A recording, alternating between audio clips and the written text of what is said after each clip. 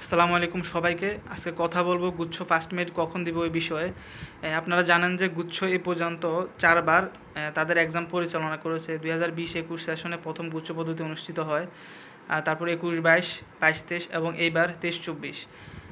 এখানে 20-21 এবং 21-22 কালো কালিতে আইডেন্টিফাই করেছি, কারণ এই দুই সেশনে গুচ্ছ পদ্ধতি অনেক লম্বা প্রসেস ছিল। অনেক ভোগান্তি সৃষ্টি হয়েছিল স্টুডেন্টদের।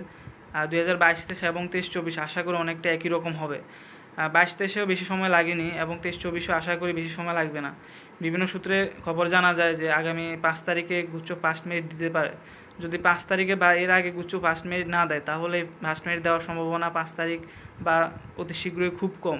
কারণ 6 তারিখ থেকে গ্রীষ্মকালীন ছুটি এবং ঈদুল আজহা ছুটি অনুষ্ঠিত হবে বিভিন্ন জিএসটি ইউনিভার্সিটিতে। ইউনিভার্সিটিগুলো হয়তো অফ হয়ে যেতে পারে। এই ক্ষেত্রে জিএসটি ফার্স্ট মেরিট তাড়াতাড়ি দেওয়ার পসিবিলিটি কম হয়ে যাবে। যদি আশা করি 5 তারিখে জিএসটি ফার্স্ট মেরিট দিবে।